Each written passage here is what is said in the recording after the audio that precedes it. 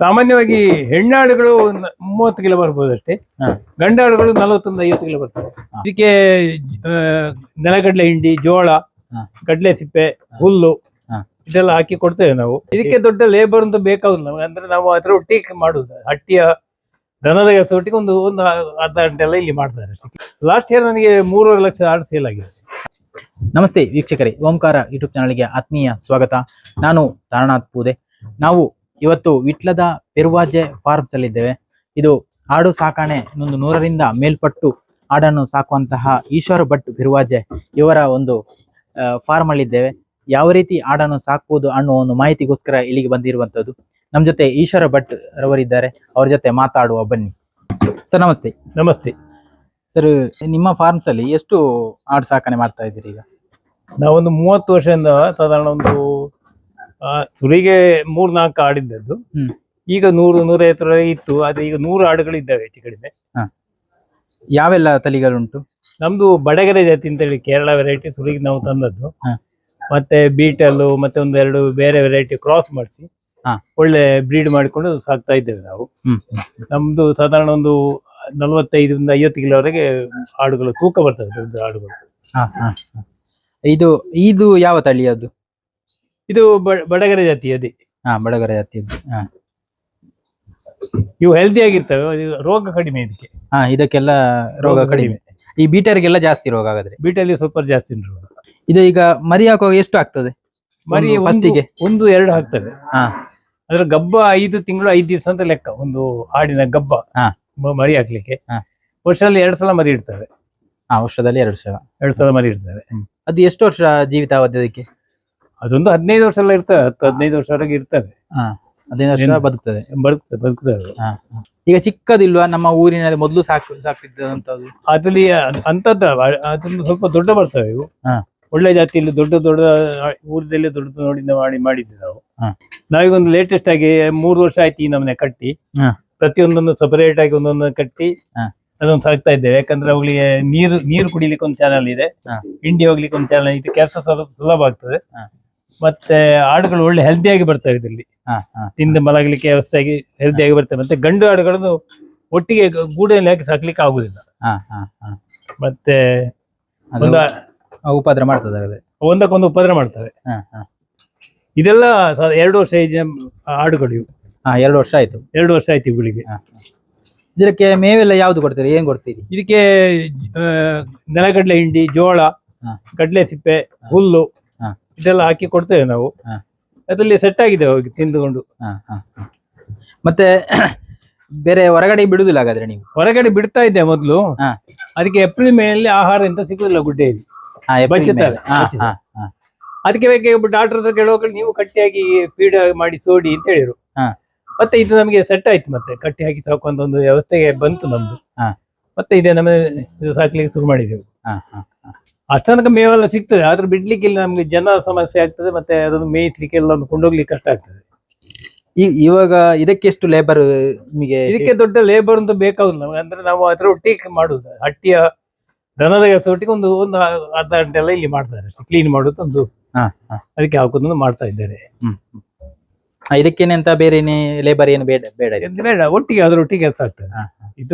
ಇದು ಬೀಟರ್ ಒಂದೇ ಇರೋದು? ಇದು ಬೀಟಲ್ ಅಲ್ಲ, ಇದು ಕ್ರಾಸ್. ಬೀಟಲ್ ಕೆಳಗೆ ಉಂಟು. ಅಲ್ಲ, ಕಿವಿ ಬೀಟಲ್ ಉಂಟು, ಆ ತರನೇ ಉಂಟಲ್ಲ? ಹೌದು. ಇದೊಂದು ಮರಿ ಹಾಕಿದ್ದನ್ನು ಇಲ್ಲೇ ಇಡ್ತೇವೆ. ಯಾಕಂದ್ರೆ ಇವುಗಳು ಅಗ್ದುಕೊಂಡು ಇಲ್ಲಿ ಮರಿಗಳೆಲ್ಲ ಓಡಾಡ್ತಾ ಇರ್ತವೆ ಇಲ್ಲೆಲ್ಲ ಸುತ್ತಮುತ್ತ. ಮರಿಗಳಿಗೆ ಸ್ವಲ್ಪ ಸಮಯ ಅದಕ್ಕೆ ವ್ಯಾಯಾಮ ಬೇಕಾಗ್ತದೆ. ಹಾಗೊಂದು 6 ತಿಂಗಳು ಇಲ್ಲಿ ಆಚೆ ತಿರುಗಾಡಿ ಮೇಯ್ತಾ ಇರ್ತವೆ. ಮತ್ತೆ ಅದೊಂದು ಕ್ರಾಸಿಗೆ ಬರ್ಲಿಕ್ಕೆ ಆಗುವ ಕೆಳಗಿನ ಗೂಡಿಗೆ ಹಾಕ್ತೇವೆ. ಅದ್ರದ್ದು ಸಪರೇಟ್ ಒಂದು ಗೂಡು ಉಂಟು, ಆ ಗೂಡಿಗೆ ನಾವು ಹಾಕ್ತೇವೆ ಅದನ್ನು. ಇದು ನೀವು ಹಾಲು ಕರೆಯುವಂತದ್ದು ಮಾಡ್ತೀರಾ ಅಲ್ಲ ಅದಕ್ಕೆ ಬಿಡ್ತೀರಾ? ಹೇಗೆ? ಅದಕ್ಕೆ ಬಿಡುದು ನಾವು, ಮರಿಗಳಿಗೆ ಬಿಡುದು.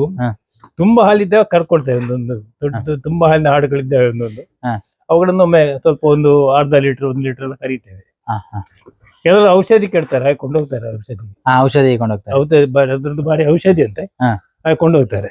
ಈಗ ಇದಕ್ಕೆ ಇದು ಮಾಂಸಕ್ಕಾಗಿ ಸಾಕುವಂತ ಕೊಡೋದಿದ್ರೆ ಎಷ್ಟು ಉಂಟು ರೇಟ್ ಇದಕ್ಕೆ? ಇದು ಕೆಜಿಗೆ ಕೊಡುವಂತದ್ದು ಕೆಜಿಗೆ 550 ಲಾಸ್ಟ್ ಇಯರ್ ಹೋಗಿದೆ.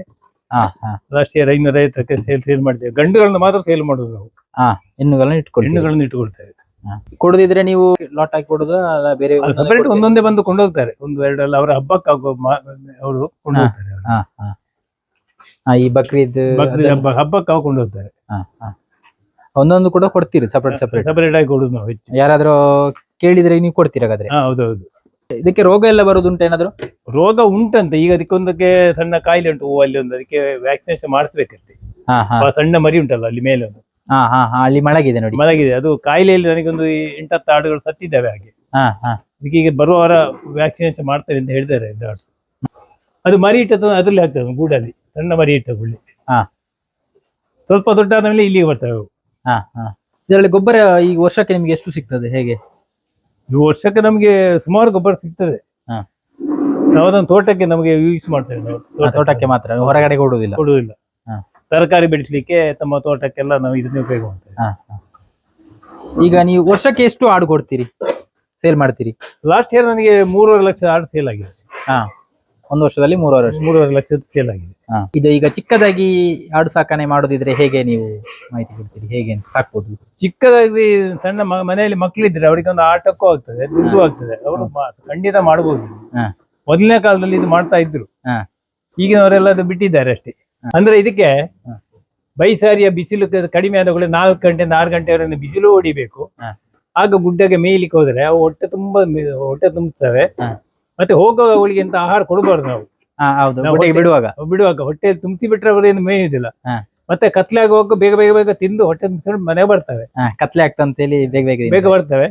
ಮತ್ತೆ ಬೆಳಿಗ್ಗೆ ಸ್ವಲ್ಪ ಆಹಾರ ಕೊಟ್ರೆ ಸಾಕು, ನೀರು ಮತ್ತು ಆಹಾರ ಕೊಟ್ರೆ ತುಂಬಾ ಖರ್ಚು ಕಮ್ಮಿಯಲ್ಲಿ ಸಾಕ್ಲಿಕ್ಕೆ ಆಗುತ್ತದೆ. ಹತ್ತಿರ ಗುಡ್ಡ ಇದ್ರೆ ಬಾಳ ಸುಲಭ. ಏಪ್ರಿಲ್ ಮೇಲೆ ಮಾತ್ರ ನಾವು ನೆಲಗಡಲೆ ಹಿಂಡಿ ಇದು ಕೊಟ್ಟರು ಸಾಕಾಗ್ತದೆ. ಕೈ ತೀನಿಯಿಂದ ಸ್ವಲ್ಪ ನೆಲಗಡಲೆ ಹಿಂಡಿ ಎಲ್ಲ ಕೊಡಬಹುದು. ತುಂಬಾ ಕಮ್ಮಿ ಖರ್ಚಿನಲ್ಲಿ ಸಾಕ್ಲಿಕ್ಕೆ ಆಗ್ತದೆ ಆಡುಗಳನ್ನು. ಈಗ ನೀವು ವರ್ಷಕ್ಕೆ ಎಷ್ಟು ಸೇಲ್ ಮಾಡ್ತೀರಿ? ವರ್ಷಕ್ಕೆ ಅದು ಸಿಕ್ಕಿದಾಗ ನಾವು ಒಂದು 10-15 ಆಡು ಸೇಲ್ ಮಾಡ್ತೇವೆ. 15 ಆಡು. ನಿಮಗೆ ನೀವು ಬ್ರಾಹ್ಮಣರಾಗಿ ಈ ಆಡು ಸಾಕಣೆಯನ್ನು ಹೇಗೆ ಆಯ್ಕೆ ಮಾಡಿಕೊಂಡದ್ದು, ಹೇಗೆ ಅಂತ? ನಮ್ಮ ತಂದೆಯವರ ಕಾಲದಲ್ಲಿ ಎಲ್ಲಾ ಮನೆಗಳಲ್ಲಿ ಆಡಿತ್ತು. ಆಗ ಮತ್ತೆ ಅದು ನಿಧಾನವಾಗಿ ಕಡಿಮೆ ಆಯ್ತು. ಏನಂದ್ರೆ ನರಿಗಳೆಲ್ಲ ಗುಡ್ಡೆಯಲ್ಲಿ ಬರ್ತಾ ಇದ್ವು, ಹಿಡಿತಾ ಇದ್ದು, ಎಲ್ಲ ಸಾಕುದೇ ಕಷ್ಟ ಅಂತ ಕಂಡಿತು. ಮತ್ತೆ ಲಾಸ್ಟಿಗೆ ಅದನ್ನು ಮುಸಲ್ಮಾನರು ತಿನ್ನುವುದು ಅಂತೇಳಿ ಅದು ಕಡಿಲಿಕ್ಕೆ ಕೊಡುದು, ಹಾಗೆ ಎಲ್ಲ ಆಡು ಸಾಕೋದು ಬಿಟ್ರು. ಮತ್ತೆ ಅವುಗಳು ಉಪದ್ರ ಮಾಡ್ತವೆ ಅಂತೇಳಿ ಕೆಲವರೆಲ್ಲ ಅಲ್ಲೆಲ್ಲ ಎಲ್ಲ ಹೂವಿನ ಹೂವೆಲ್ಲ ತಿಂತಾ ಇತ್ತು, ಹಾಗೆ ಮಾಡಿದ್ರು. ಹಾಗೆ ಅದೆಲ್ಲ ಕಂಡುಹುಡುಕಿ ಇದಾಗುವಾಗ ನನಗೆ ಅದು ಸಾಕುವಂತ ಇಂಟ್ರೆಸ್ಟ್ ಇತ್ತು. ಆಗ ನನ್ನ ಮಗಳು ಸಣ್ಣವಳು ನನಗೆ ಆಡ್ಬೇಕಪ್ಪ ಅಂತ ಹೇಳಿ ನನಗೊಂದು ಖುಷಿ ಆಯ್ತು. ಈ ಮೊಬೈಲ್ ಅಲ್ಲಿ ನೋಡ್ಕೊಂಡು ಇದಕ್ಕಿಂತ ಆಡಿ ನೋಡುವ ಅಂತೇಳಿ ಒಂದು 3 ಮರಿದ ಒಂದು ಆಡನ್ನು ತಕೊಂಡು ಬಂದೆ. ಅದ್ರಲ್ಲೇ ಮತ್ತೆ ಹೆಚ್ಚಾಗ್ತಾ ಬಂತು. ಅದ್ರಲ್ಲಿ ಮತ್ತೆ ಬ್ರಾಹ್ಮಣರು ಅಂತೇಳಿ ಮೊದಲು ಸಾಕಿದ್ದವರು, ಈಗ ಮಾತ್ರ ಅದನ್ನು ಬ್ರಾಹ್ಮಣರು ಸಾಕಬಾರ್ದು ಅಂತೇಳಿ ಅಷ್ಟೇ ಅರ್ಥ ಇಲ್ಲ. ನಾವು ಆರಾಮಾಗಿ ಸಾಕುದು. ಒಳ್ಳೆ ಪ್ರಾಣಿ ಅದು, ಗಲೇಜ್ ಎಲ್ಲ ತಿನ್ನೋದಿಲ್ಲ, ಶುದ್ಧ ಪ್ರಾಣಿ. ಮತ್ತೆ ಇದರ ತುಪ್ಪವೇ ಹೋಮಕ್ಕೆಲ್ಲ ಇದರ ತುಪ್ಪವನ್ನೇ ಒಂದು ಉಪಯೋಗ ಮಾಡ್ತಿದ್ದದ್ದು. ದನ ತುಪ್ಪ ಸೆಕೆಂಡ್, ಈ ಆಡಿನ ತುಪ್ಪವನ್ನೇ ಮೊದಲು ಒಳ್ಳೆ ಹೋಮಗಳಿಗೆ ಇದಕ್ಕೆ ಮಾಡ್ತಾ ಇದ್ದೆ. ಇದನ್ನೇ ತುಪ್ಪ ಮೊದಲ ಕಾಲದಲ್ಲಿ ಇದು ಒಳ್ಳೆ ಸಾಕಾಣಿಕೆ ಇತ್ತು. ಮತ್ತೆ ಅದು ಬಿಟ್ಟು ಹೋಯ್ತು ಇದರಿಂದಾಗಿ ಅಷ್ಟೇ. ಇದರ ತುಪ್ಪ ಕೂಡ ಮಾಡಿದ್ದೆ ನಾನು. ನೀವು ಮಾಡಿದ್ದೇನೆ, ಹಾಲು ಕರೆದು ತುಪ್ಪ ಮಾಡಿದ್ದೇನೆ. ಈಗ ಒಂದು ಆಡಿಗೆ ಎಷ್ಟು ಹಾಲು ಸಿಗ್ತದೆ? ಹಾಲು 1.5 ಲೀಟರ್ ಸಿಕ್ಕಿದ ಹೋಯ್ತೇವೆ. 1 ಲೀಟರ್ 1.5 ಲೀಟರ್ ಹಾಲು ದಿವಸಕ್ಕೆ ಸಿಕ್ಕುವಂತದ್ದಿದ್ದೇವೆ ದಿವಸಕ್ಕೆ. ಹಾಗೆ ಅದು ಮರಿ ಇಟ್ಟ ಮೇಲೆ ಹಾಲು ಹೆಚ್ಚಿಗೆ ಕರೆದು ನಾವು ಅದಕ್ಕೆ ಕಡಿಮೆ ಆಗ್ತದೆ. ಅದಕ್ಕೆ ಕೊಡ್ತಾ ಇದ್ದೇವೆ. ಕರುವಿಗೆಲ್ಲ ಕಡಿಮೆ ಆಗ್ತದೆ. ಹೌದು, ಒಳ್ಳೆ ದೊಡ್ಡ ಆಡುಗಳು ಇದಕ್ಕೆಲ್ಲ 1.5 ಲೀಟರ್ ಹಾಲು ಉಂಟು ಅದಕ್ಕೆಲ್ಲ. 1.5 ಲೀಟರ್ ಉಂಟಲ್ಲ? ಹೌದು. ಕೆಳಗಿನ ಗೂಡು ತೋರಿಸ್ತೇನೆ. ಇದೊಂದು ನಮ್ಮನೆ ಬೇರೆ, ಅದು ಬೇರೆ, ಒಂದೇ ಗೂಡಿನಲ್ಲಿ ಬಿಟ್ಟುಕೊಂಡಿರುವಂತದ್ದು. ಸರಿ, ಅದೊಂದು ತೋರಿಸ್ತೇನೆ. ಹೋಗುವ, ಅಲ್ಲಿ ಹೋಗ್ಬೋದು.